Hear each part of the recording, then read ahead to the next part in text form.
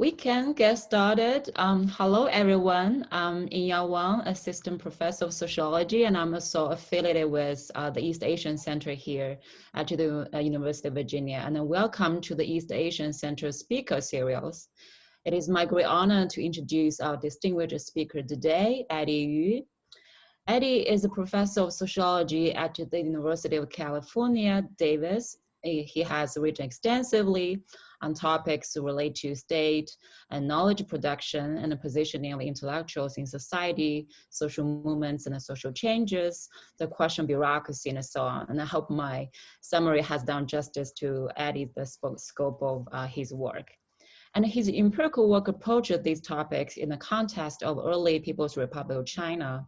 And he's author of numerous articles and many books, including Knowledge Acts in Modern China, Ideas, Institutions, and Identities, and also Disorganizing China, Counter-Bureaucracy, and the Decline of Socialism. And today, Professor Yu is going to talk about his latest book, Creating the Intellectual, Chinese Communism and the Rise of Classification, published by the University of California Press in 2019. And I want to highlight that the book is a co-winner of the 2020 Barrington Moore Book Award from the section on Comparative and Historical Sociology of the American Sociological Association. So, Eddy, welcome to Charlottesville. As you can see, we are all doing our best to sort of simulate our physical location of this talk by adopting this virtual backgrounds. And sitting next to Eddy, or whenever your screen is oriented right now, and is our own Isaac Reed, Professor of Sociology at the University of Virginia. Isaac is a historical cultural sociologist with particular interest in sociology of knowledge, the historical origin of American modernity and the development of the American state, and the social theory of power. Isaac will serve as discussant for Eddy's talk today.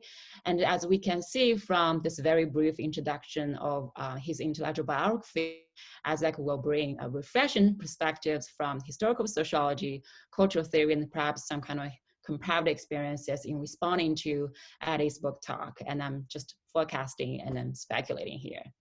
And Isaac, thank you again for agreeing to serve as panelist for this event. And we also have the director of the East Asian Center, Dorothy, joining us today. And luckily, we are having Brian and Frankly to serve as technical support in case anything goes wrong and we need to be rescued.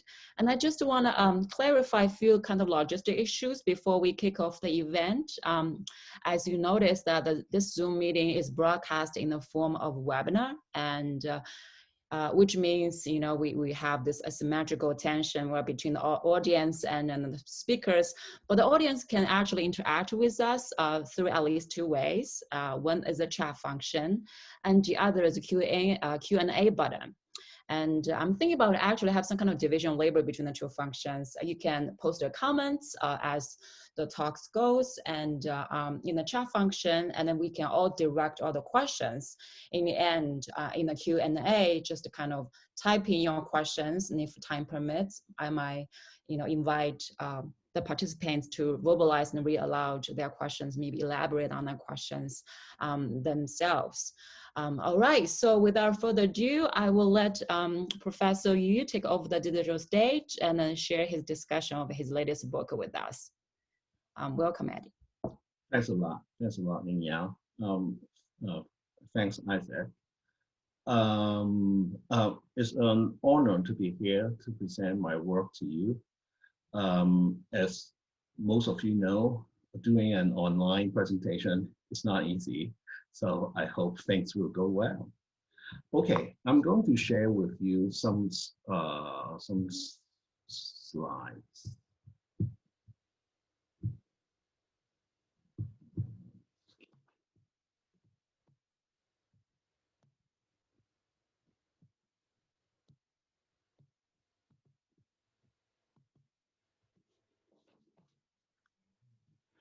This is the front cover of the book.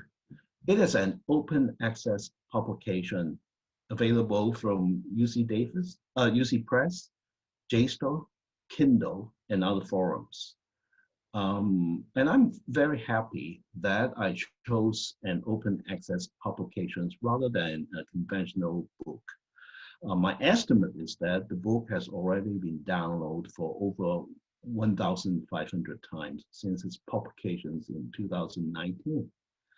The photograph here was taken in the late 1930s as tens of thousands of educated young men and women arrived in Yan'an, a remote town that the Chinese Communist Party used as its headquarters. From there, the party would wage an eventually successful socialist revolution. Today, I'm going to do three things. First, I will explain why I wrote this book. Then I will illustrate the creation of a local population recognized as intellectuals in the early 1950s, soon after the party took power. I will end with the book's overall argument and its implication for research.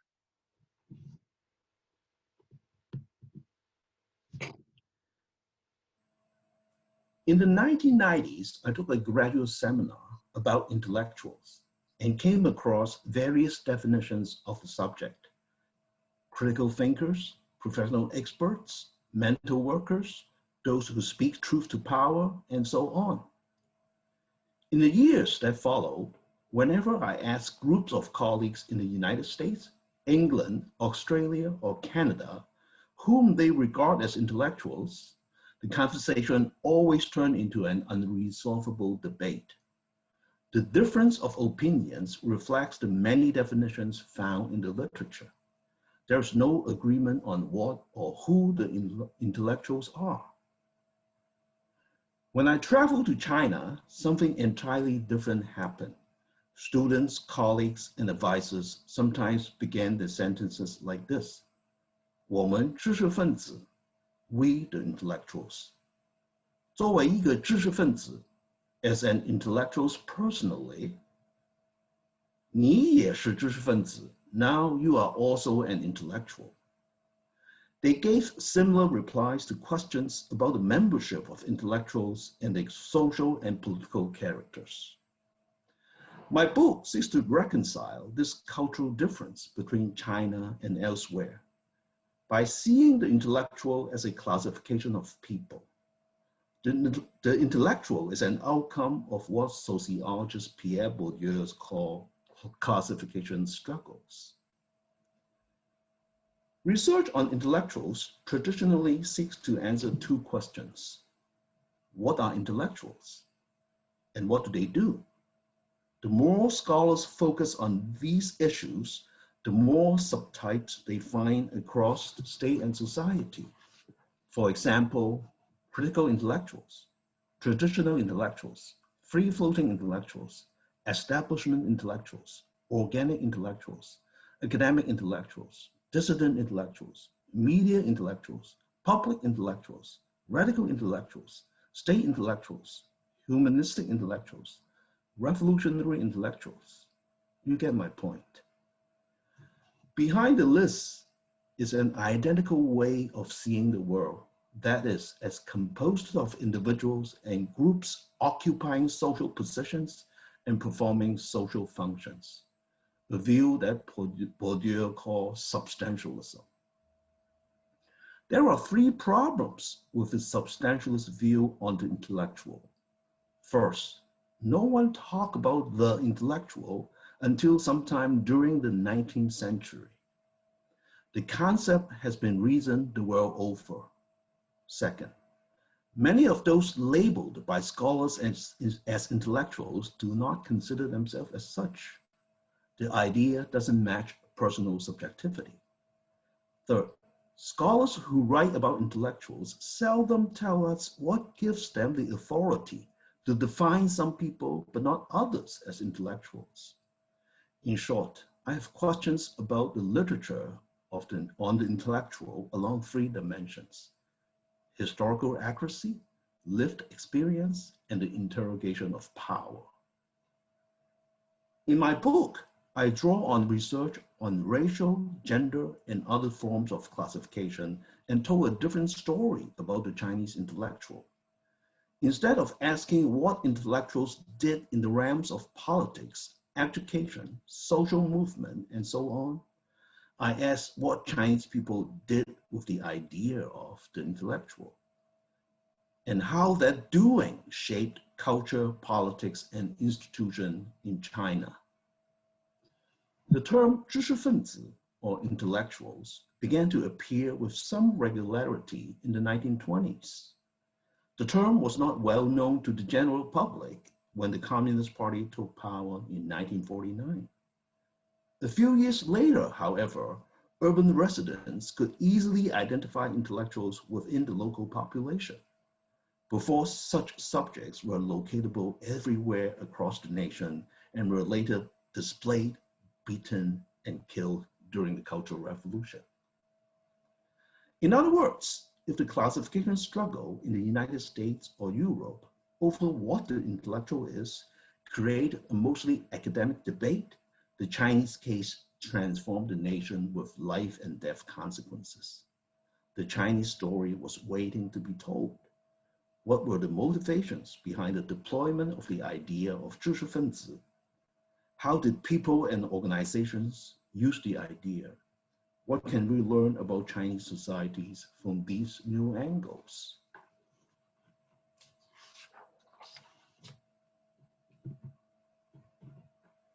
Now, let's move on to the second part of my presentation.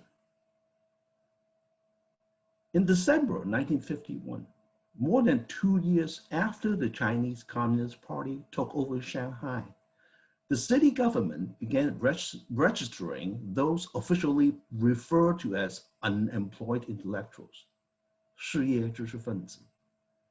The registration drive also occurred in other major cities. The party's goal was to harness unused knowledge and skills for the development of industry, education, and other sectors, as well as to reduce unemployment in nations ravaged by war and revolution.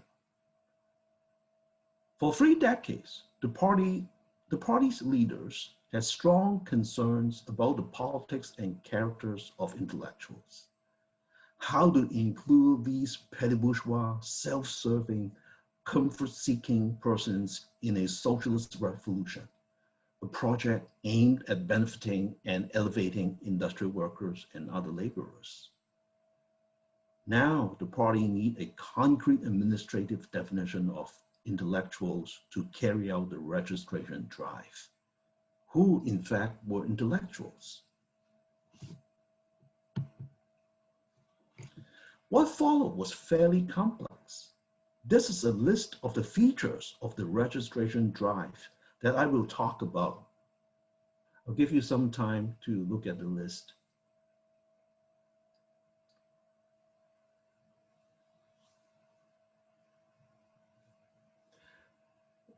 During the planning stage in early 1951, the central government suggests that unemployed persons who had graduated from senior high schools or had an equivalent education could sign up as unemployed intellectuals.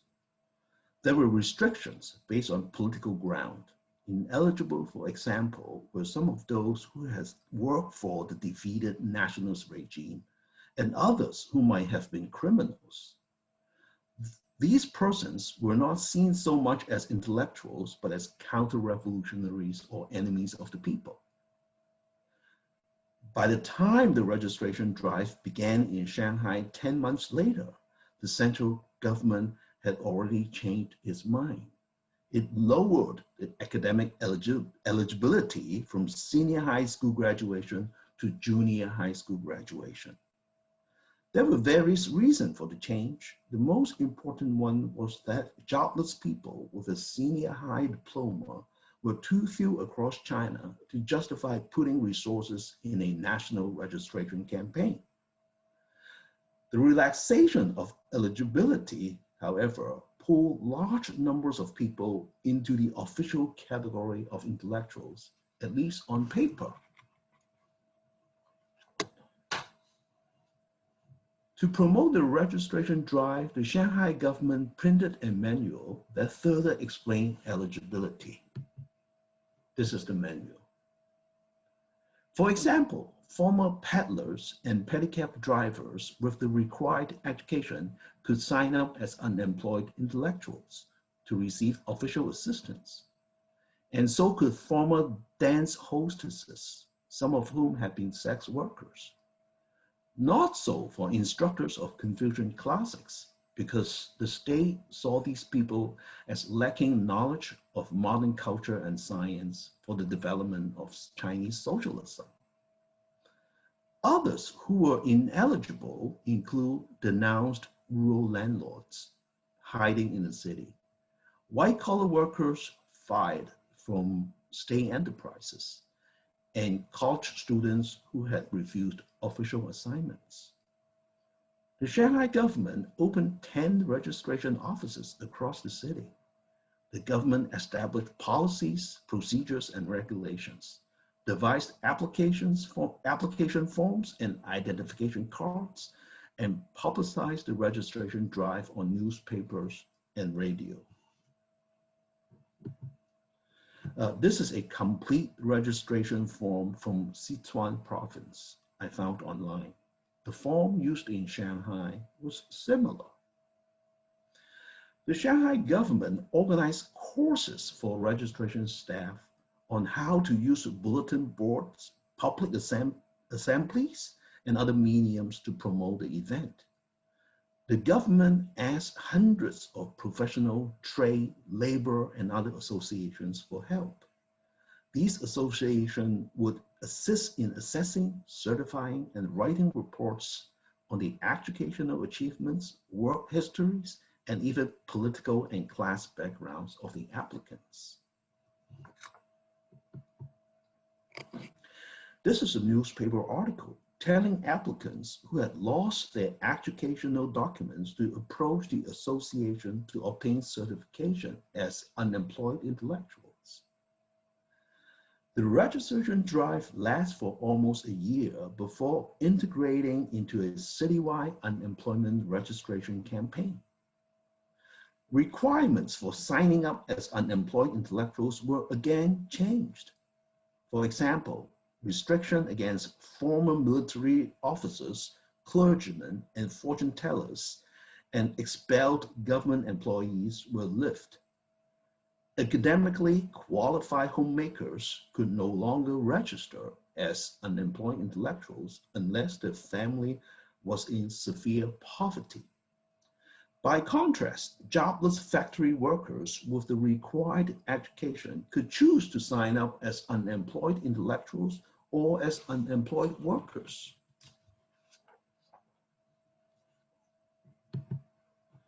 This is a picture of the campaign. The homemaker was seeking to get on the unemployment roll. The Shanghai government set up large numbers of ad hoc registration committees within local neighborhoods.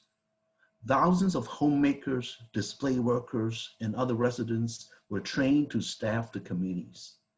These persons promoted the registration campaign through bulletin board messages and word of mouth, and visited families to explain policies and eligibility. The staff also examined applications and verified submitted documents. The Shanghai government introduced a procedure called collective appraisal to prevent fraud and other manipulations by staff and applicants. Unqualified persons had gotten on the unemployment roll.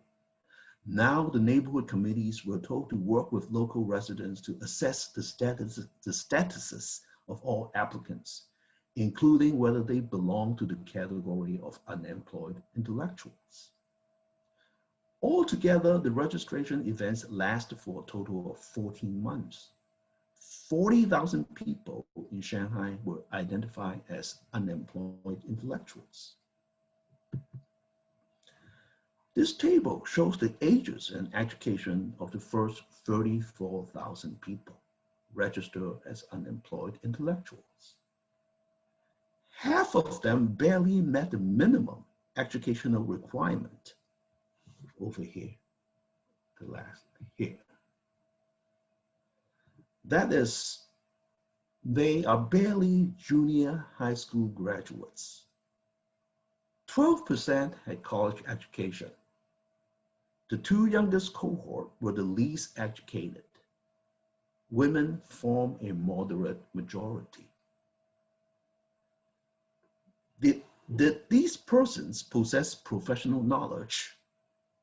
23% reported experience in finance or economics, but mainly as bookkeepers or initial learners of accounting. 19% were former school teachers and had worked in education, arts, literature, or the news media. The largest proportion, 35%, did not report any skills.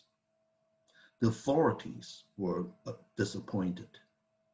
Quote, plenty of registrants are of low cultural level. Rarely do these people have genuine expertise or robust learning. The majority have acquired their knowledge from part-time school or have been jobless because of chronic illness or have not worked before, unquote. Such a poor outcome of the registration drive reflect conflicting state behavior in the early 1950s as much as the desperation of the unemployed to find work. Shanghai's unemployment had been high.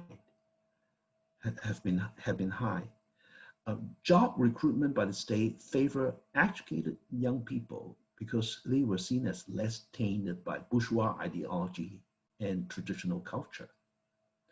The People's Liberation Army, for example, recruited 3,000 educated young Shanghainese.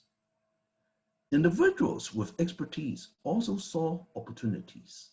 For example, when the regional government announced that it would recruit from Shanghai 5,000 college faculty, experts, and technical personnel.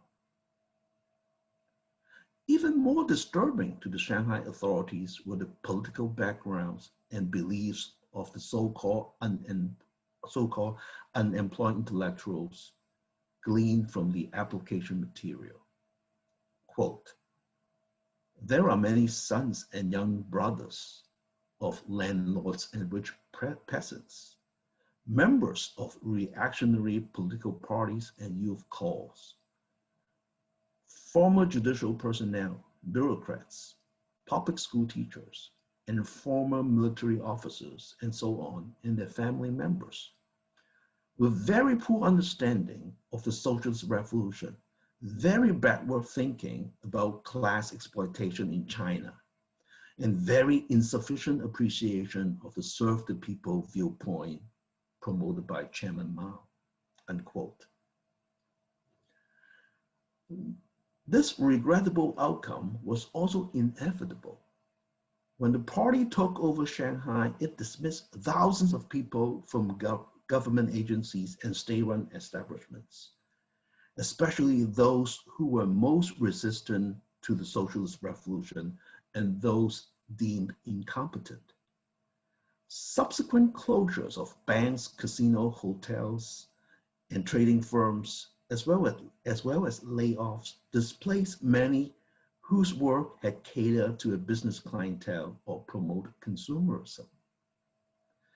At the same time, violent land reform in the countryside drove landlords and the family into the city. Some of these people declared themselves as unemployed intellectuals during the registration drives. In other words, a self-fulfilling prophecy arose during the drives.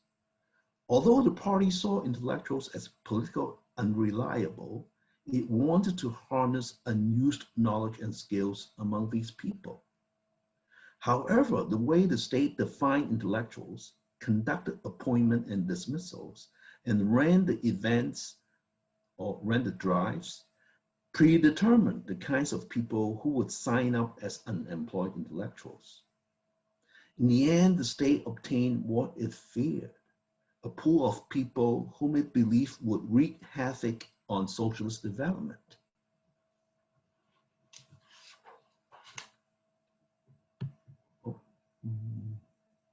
Here, still. What happened to those who signed up as unemployed intellectuals? 18 months after the registration events had begun, only 30% of these 34,000 people had found jobs through state assistance. On one level, the low rate of success reflects a mismatch between what many establishments wanted, that is, professionals and technical personnel, and the registration lack of expertise. On another level, the low rate reflected the political behavior of the establishments as they respond to the official discourse of class struggle and, in particular, official criticism of intellectuals. The establishments try not to pick up former government, military, and political or police officers, former landlord and their family, or those who were punished by the states or hiding from it. The Shanghai authorities discovered that the establishments favor the youngest possible candidates because what they had done, including wrongdoing, were easily verifiable compared to the backgrounds and activities of older candidates. 35% of the youngest cohort of the registrants, or what you see on this table, or those with the least work experience, receive the most appointments. Or 35% of them receive appointments. Compared to 31, 22, and 13, and 1% in the older cohorts successively. Here is an example of how challenging for an older person to get a job at that time. He was a 36-year-old man with 2 years of senior high education and a family of 3 to feed. Before the registration drive, he had received 2 months of training from a state-owned insurance company, but did not get a job there. To make ends meet, he became a laborer doing odd jobs. After registering as an unemployed intellectual, he got an interview from a medical equipment company and passed his written as well as physical exams. But the company did not offer him anything. Puzzled registration officials contacted the company and learned that complicated political background was the reason for the rejection. According to documentation available to the officials, the man had been none other than a low-level supporter of the Nationalist Party. This type of rejection, the officials noted, was very common. Such discriminatory approach in hiring, once detected by registrants, led to the hiding of background they deemed most harmful to their job search. Sensing that such evasiveness became a repertoire of unemployed intellectuals and the applicants, the authorities intensified surveillance and turned these people further into unreliable political subjects. Some recruiting establishments had no choice but to put unemployed intellectuals on the staff. These establishments began to investigate those whom they had taken on. For example, the New Education College, run by the Shanghai government, recruited 3,000 unemployed intellectuals during the summer of 1952 to train them to fill school positions.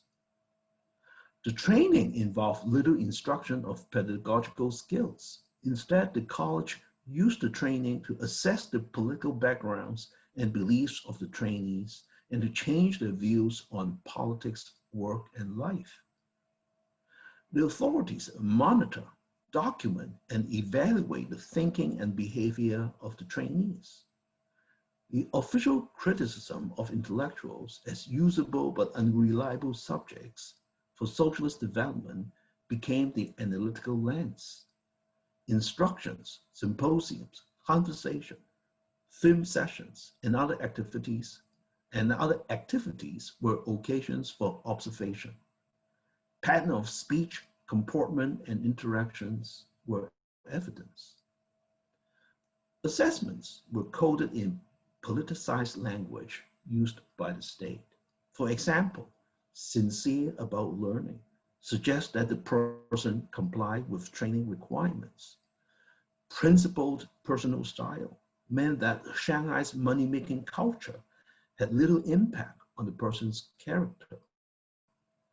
Backward thinking suggests the persons challenge the ideas and the practice of the authorities.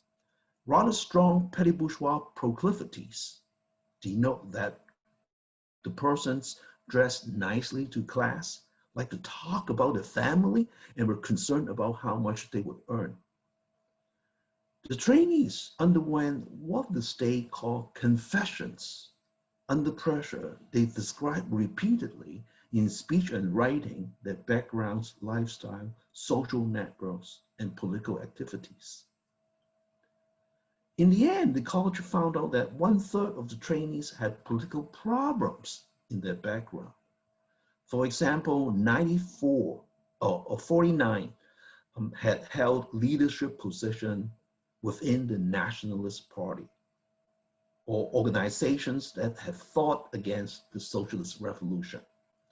48 had worked for the intelligence services of the Nationalist Party or other intelligence agencies. Some had held high offices in the nationalist government. Some were military commanders. Others were former landlords. Put another way, between the state efforts to register unemployed intellectuals and to return these people to work, details of their backgrounds, conduct, and dispositions accumulate in official records. Each of these persons, many of whom were otherwise perfectly ordinary persons, became a describable, analyzable object. In the authorities' eyes, they had specific ideological, moral, and behavioral inclinations. Most of them were usable but unreliable intellectuals. These are the numbers of articles in a major Shanghai newspaper containing terms referring to educated people before and after the 1949 revolution. Shanghai had the largest number of literate people compared to other cities.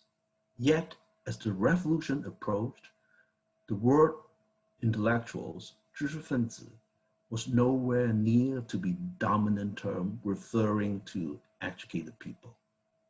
Look at this column, 1946. Most Shanghainese at that time, even around the late 1940s, had little reason to think or talk about the intellectual, still less consider whether they personally belonged to the social category. Something extraordinary happened afterward. Look at the third column and the increase in the number of articles containing the term intellectual, 知识分子. The above registration drives partly contribute to this trend. More specifically, during the drive, the intellectual as a classification of people saturated official announcements, supported the establishments of offices and committees, shaped bureaucratic rules and activities, and led to mechanisms of governance within local neighborhoods and methods of domination within the workplace. State officials, registration staff, enterprise managers, unemployed persons, and neighborhood residents began to assess whether they themselves and whether others were intellectuals. In other words, the intellectual appeared twice during the drives, in the objective structures of the state and in the mental structures of ordinary people. What bridged the rise of the classification across these two structures was the capacity of representation and administration of the Chinese Communist Party. Although the party's definition of the intellectual and local understanding of subject remained unstable throughout the drives, the intellectual morphed from a social classification unfamiliar to most Shanghainese to embodied subject zigzagging across neighborhoods. By the end of the drives, a new social type was born. The intellectual became immaterial reality. Let's go to the last part of my presentation. In 1980, an interviewer asked Michel Foucault about his views on the intellectual. In this interview, the philosopher has chosen not to reveal his identity to the public. But in his usual provocative manner, he said he had never met any intellectuals. He had met people who wrote novels, worked in economics, taught in schools, and so on, but intellectuals, never. He said he had come across people who talk about the intellectual, and from their words, he noticed that the intellectual has taken on human forms. He is guilty of pretty much everything, about speaking out and about keeping silent, about doing nothing, about getting involved in everything. For Foucault, the intellectual is a fictional yet recognizable being, a social construction. This is the point of departure of my book. I didn't use any common definition of the intellectual, for example, those who speak truth to power. Instead, I regard the intellectual as a classification of people that began to appear in the late 19th century, specifically during the Dreyfus Affair in France. The classification then spread across the world. It is used for social analysis, moral intervention, status distinction, political struggle, and other purposes. Compared to Japan, England, and the United States, China's experience with the classification was profoundly transformative. Since its absorption into the Chinese socialist revolution in the 1920s, the classification went on to alter fundamentally the structure and culture of state and society. Outside China, the impact of the classifications have been confined mostly in academic and literary circles. My book is an effort to recover the historic Chinese journey shared by social classification and the revolutionary project. My accounts begins with the May 4th movement of the early 1920s, when political activists grappled with foreign encroachment, warlord rule, mass poverty, and other social issues. When the idea of the intellectual was about to enter the discourse of the Chinese Communist Party. I then take the reader to Yan'an, Shanghai, Beijing, Guangxi, and other places, and show how the classification spread across China because of efforts of representation and organization of the party, until China was on the verge of the Cultural Revolution in the mid-1960s. I look at contents of political debates, rural organization, registration activities, workplace dynamics, theater and films, and individual reactions, using archival documents, newspapers and magazines, and secondary sources.